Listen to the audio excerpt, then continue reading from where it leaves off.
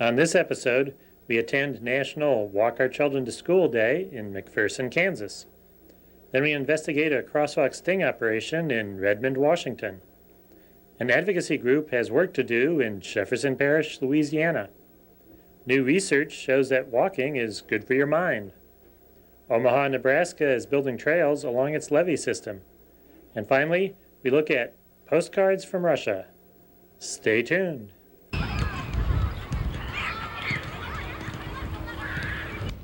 We're in McPherson, Kansas, talking with Jody Baker, who's a teacher at Eisenhower Elementary School. Today is National Walk Our Children to School Day. What did you do here at Eisenhower Elementary? Well, we kind of did a different twist on it. We walked home from school instead of to school and got our parents involved in the process. And we had started off our event with an all-school assembly and had a police officer talk to us about pedestrian safety, and then sent our walkers on their way. And the walkers going home with their parents or another adult, they actually brought some stuff with them, sort of a little homework assignment of sorts. Well, yes, they had to return a permission slip and from their parents, and their parents had to arrange to either be here or arrange for another adult sponsor. And then on their way out, they received a bag of snacks and some reflective shoe tags. And then also we gave them a survey that we are asking parents and children to fill out to assess how walkable our community is. So if there's any improvements we can make to make our places safe for community, then we'll use their input. And you did this last year as well. Did you do anything different this year from last year? Well, we just made a few minor changes, fine-tuned things a little bit. Last year was our first year, and things probably weren't quite as well organized as they are this year. One of the main changes we made is we got our parents more involved this year. Last year, students could walk and participate in the event, whether they had a parent involved or not, and teachers just assumed that adult role. This year, we thought it was more important to get the parents involved and have them communicate those safety messages to their kids. So you're going to get back a pile of forms from students and parents, what they found on their walk home. What sort of follow-up do you have then? Well, actually, just right as the kids were leaving, the mayor who was here, our mayor Vern Dossett, he asked for me to give him the feedback from those forms. Last year, as a result from the surveys that we administered, the city council and the mayor put into place that all the streets in town should have a sidewalk on at least one side of the street. So that has started to be implemented in McPherson right now. And if you look around town, there's a lot of sidewalks being poured right now because there were quite a few streets who didn't have sidewalks. So the mayor has asked that I give him the feedback this year as well. And we're very proud of the fact that they take this information seriously. You looking forward to next year yet? Well, it's always nice for it to be over. It's a lot of work, but yeah, I am. It's a fun event, and I think by the participation we had about half of our student population participate, and I think it's an event we'll do again.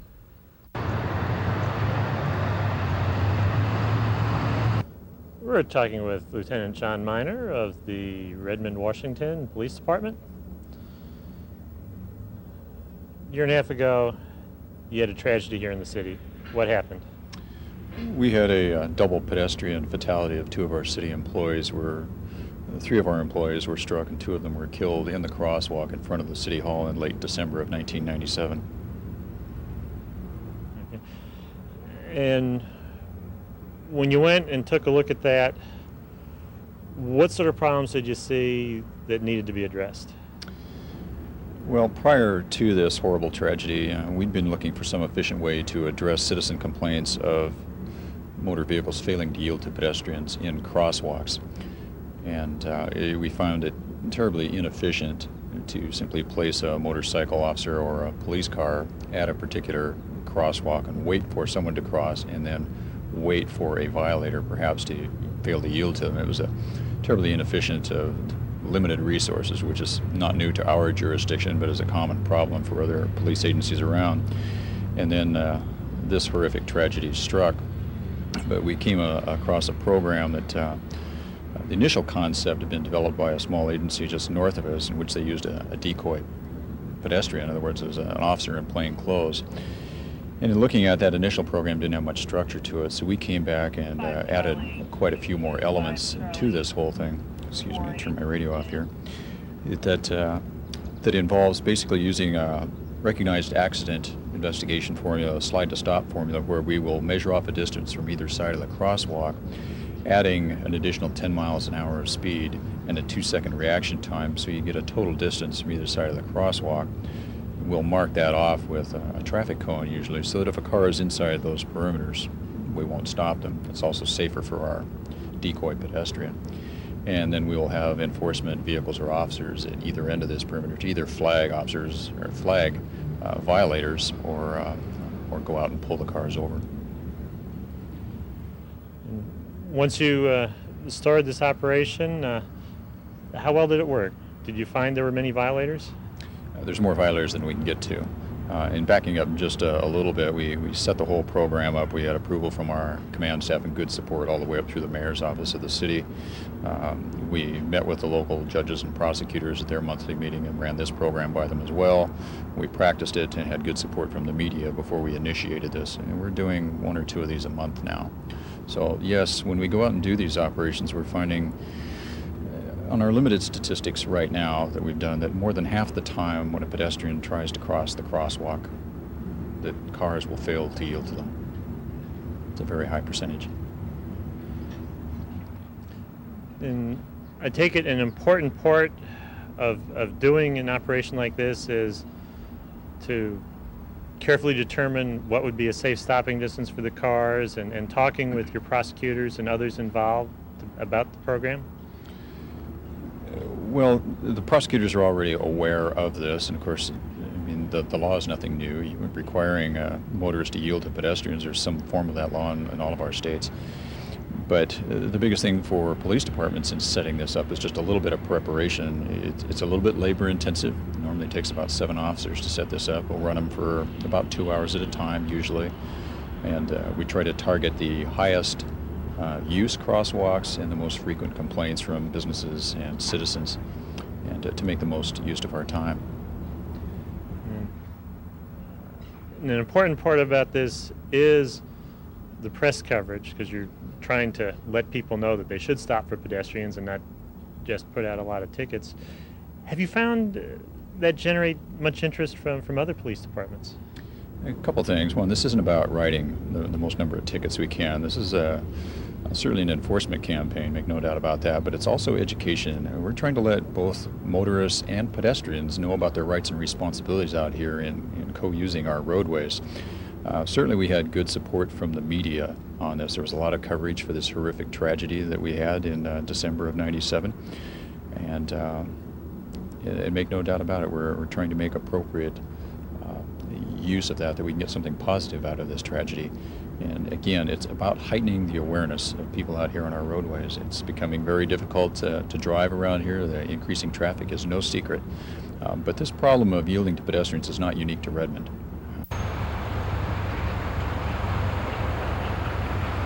We're in New Orleans, Louisiana, talking with William Quinn, who's secretary of the Jefferson Pedestrian Safety Committee. What is the committee? Well, the committee is a group of citizens that live mostly here in this old neighborhood in Jefferson Parish that are concerned about being able to walk where they go.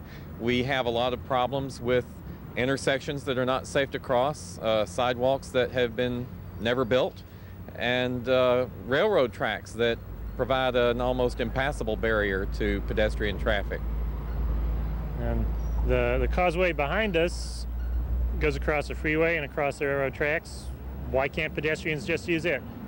Well, because there is only an 18-inch wide curb on which you can walk, and if you're brave enough to walk within 3 feet of a speeding 18-wheeler, then you'll find that on the other side there is, at places, as much as a 150-foot drop, and you only have a 3-foot tall guardrail. So it's actually a very frightening experience, and you'd better not have vertigo if you try to cross this thing. And there are some other causeways across the tracks. How do they compare with this one? They're all about the same. In fact, this is probably the best one for the pedestrian because at least, although it's only 18 inches wide, there is at least a raised curb that you can walk on. On the others, there is nothing. There is only a two-foot shoulder. And in fact, most people are so frightened of walking over these overpasses to get from here to Airline Highway that instead they cross illegally through the railroad yards. They crawl under the railroad cars in preference to actually walking over these overpasses. Pretty frightening experience. What are some of the other problems you have here in the parish? Well, the people that build the intersections, that configure the traffic lights, that paint the crosswalks, don't seem to me to have ever actually tried to walk anywhere, because if they had ever actually tried to walk across one of these intersections themselves, they would find that in many cases the sidewalk lines up with cars, that cars come up all the way to flush to the edge of the intersection, making it impossible for you to walk unless you were somehow able to magically walk through the inside of the stopped car. In fact, one is tempted from time to time to try to open the back door of the car and slide through the back seat and exit the other side. Of course, I don't think you would meet a very welcome reception if you tried to do that. Yeah, we don't recommend that. And the sidewalk system, what sort of condition is it in? Well, if you look closely, you'll find that where there are sidewalks in this neighborhood, they are in the neighborhood of 40 or 50 years old. They are badly cracked, have fallen victim to subsidence. Curb ramps in compliance with the Americans with Disability Act have only been installed haphazardly in a few places where new construction happened to happen. There is no program for installing curb ramps. The parish has no program of enforcing sidewalk maintenance on the property owners who are responsible for the sidewalks, and so many of the sidewalks are fractured into many small pieces of concrete, and in other cases are virtually buried under edging. In other cases, sidewalks have simply never been installed. Sidewalks are not on the parish agenda as far as I can tell. The parish government has no program for enforcing the construction of sidewalks. Even in new construction, I can point to numerous examples where sidewalks have not been built. And what other concerns do you have? Well, besides the intersections, the lack of sidewalks and poorly maintained sidewalks, the inability to cross the railway corridor, that pretty much sums up the major highlights of our concerns, other than just to say that the underlying concern that causes all three of these major categories of problems to be so unrelieved is that the elected officials simply do not seem to have this on their agenda as something that needs to be addressed.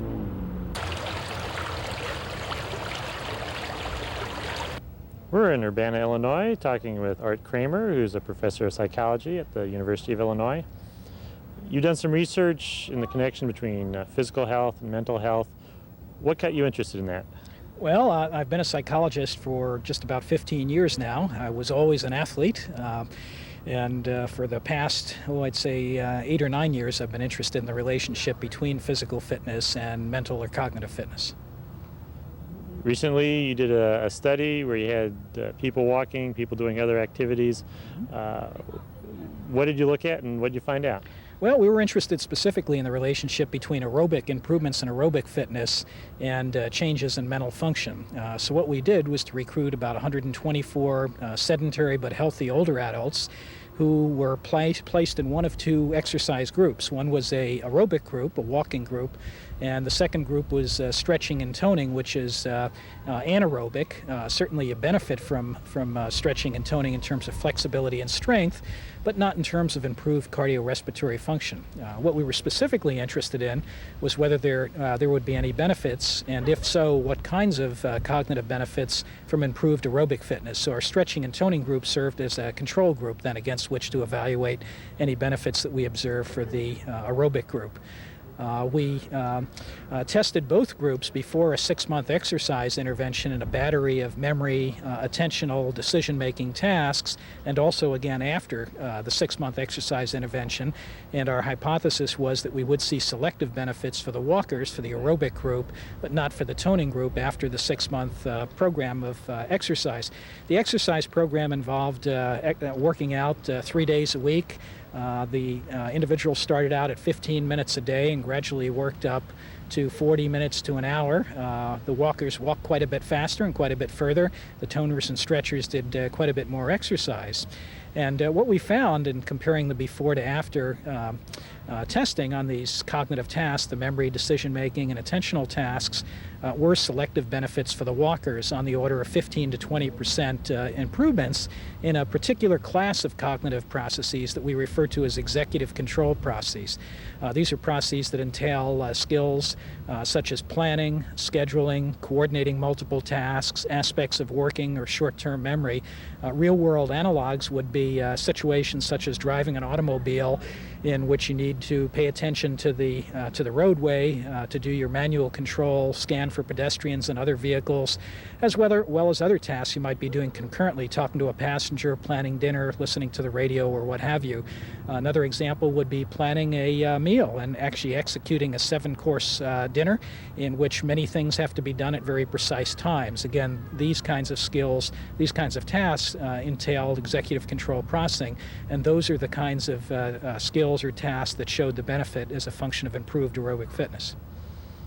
And if further research substantiates what you've done here, what are the public health implications? Well, I think the public health implications are fairly important. We've known for a long time that walking or aerobic exercise, be it walking, running, swimming, or bicycling, can improve cardiorespiratory fitness and has many positive implications for cardiac and pulmonary health. But I think we know from our study, as well as a number of others, that the benefits also accrue for improved mental function, at least with a group of sedentary older adults. That's the population we've worked for. It also seems to be the case to me that the kind of exercise that we had people participate in was fairly moderate. It was walking, fast walking. It wasn't running marathons or doing triathlons or anything like that. So even with a fairly modest exercise protocol, you can reap fairly substantial mental fitness benefits. And you weren't resting on your laurels. You're going out and following this research up. What should we expect to see over the next few years as you do follow-up research on this? What are you doing? Well, we have a project underway now that includes both the computer-based memory and cognitive testing, along with exercise interventions and exercise comparisons between very high-fit and low-fit older adults. But we're also trying to tie the cognitive benefits more directly to brain function and structure by recording individuals' brain activity as they perform the cognitive tasks, the computer-based tasks in an MRI machine. We have this underway. This one study is underway now to compare older athletes and older sedentary adults, looking at both anatomical differences as well as functional brain differences, to relate that to cognitive differences as a function of these differences in fitness.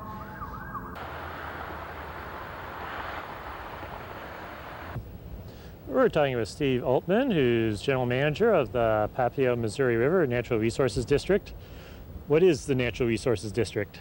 John, it's a local political subdivision of government, like a county or a city, created here in Nebraska in 1972. July 1 of 72, the legislature in 69 passed a bill that consolidated 154 local political subdivisions into 23 NRDs that cover the entire state, pretty much on hydrological boundary lines, that is where the surface water breaks from one river basin to the other. And so we've been here since July 1 of 72. in the state of Nebraska, and we have 12 specific authorities given to us by state statute: flood control, erosion control, outdoor recreation, rural water supply, urban conservation, forestry, fish and wildlife projects. So it's a broad natural resource-based authority that we have, and most projects we do are multi-purpose. One of the things I've noticed here in the Omaha area is some of the trails going in along some of your levees. How's that working? John, very well, surprisingly well to me. If somebody had told me 15 years ago that we'd be in the trail business, I'd use a term my youngest son, who's in his late teens now, when he tells me that I'm drinking my bathwater, I make some formal statement to him, and I assume that means I'm hazy to him. I don't know, but I really think that 15 years ago I might have said that if somebody said we'd be in the trail business like we are today. It's a very popular program, with the exception of some of our rural constituents, but we build them on top of our levees and around the flood control reservoirs we built, so they in effect are multi-purpose. We've found some real secondary benefits to them. That we find that where the trails are, the trail users really self-regulate them. We haven't had the problems that we were told would happen, and littering and all that. We actually find that about 40% of the people that use the trails have a cell phone on them, and if they see somebody dumping in the creeks, they actually call it in to the police. So those are some secondary benefits we hadn't anticipated, but it also gives us a hard surface on top of the levees so that during floods we have a better surface to operate on with emergency vehicles and that type of thing. So those are some of the secondary benefits, but it's really, when we started in the late 80s, a lot of the realtors were against the trail system. Today, it's usually one of the top three things they list on a house listing. You know, number one, schools, you know, other public services, and then oftentimes trails. So they use it as an asset in marketing houses today, that you're 2 blocks from the trail system. So it's been a very positive thing. I think it's a healthy thing if you support the theory behind wellness programs in a community. But beyond that, we think in another 10 years, if we stay on the same pace that we're on now, and when I mean we, I mean the cities, the counties, and the NRDs that have been working together on this with the State Department of Transportation, we think by the year 2010, we could have as much as 5% of the workforce in the city use the trail system to and from work.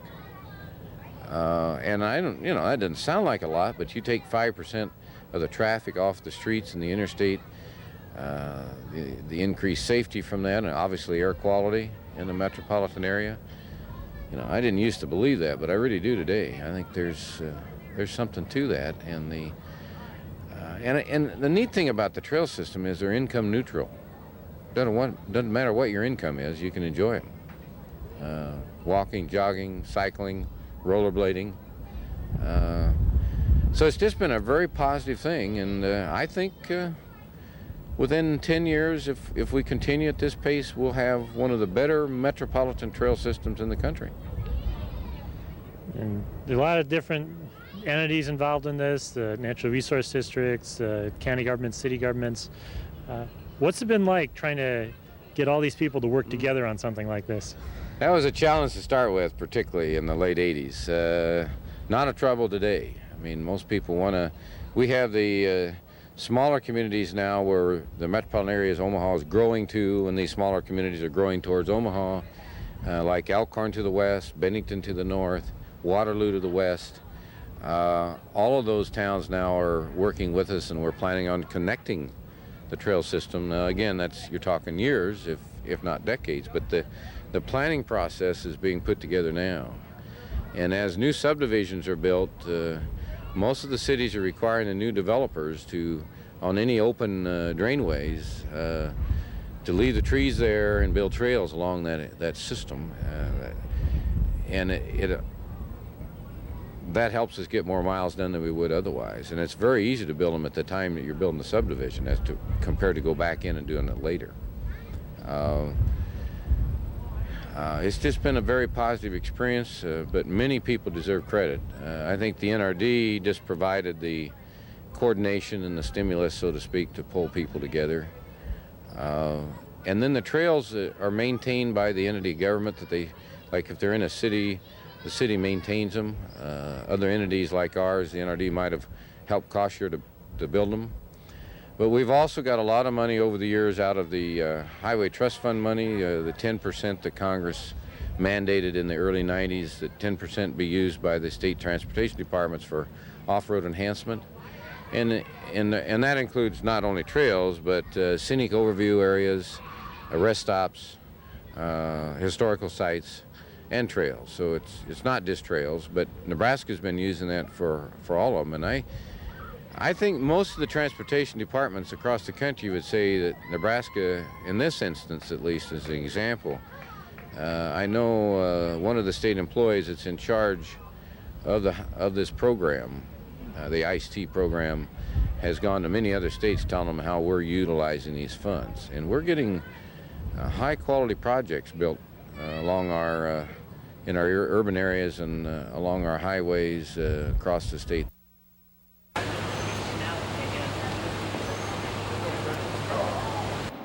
Our correspondent in Russia recently sent us a report on the Russian steppes. But you won't find Cossacks and horseback on these steppes. These are the stairways that help you get around the city. The most important thing about a stairway is that you aren't in danger of tripping and falling. You need to have a uniform width and height to the steps. That's something that's all too often missing in Russia. You also need to have an even surface to the steps, something that's also missing. And you need to have handrails to hold on to and help you keep your balance, also missing all too often. But even if you have all these things in place and you build the steps right to begin with, if you use substandard materials, they aren't going to hold up. In Russia, with the severe winters, if there isn't enough cement in the concrete, it's just going to crumble. When it crumbles bad enough, maybe you do makeshift repairs. But if they're just haphazardly put together, they aren't much better than the stairs were to begin with. If you think these stairs were fun in the summertime, imagine them covered with ice and snow in the winter. Visit us on the internet at www.pedestrians.org.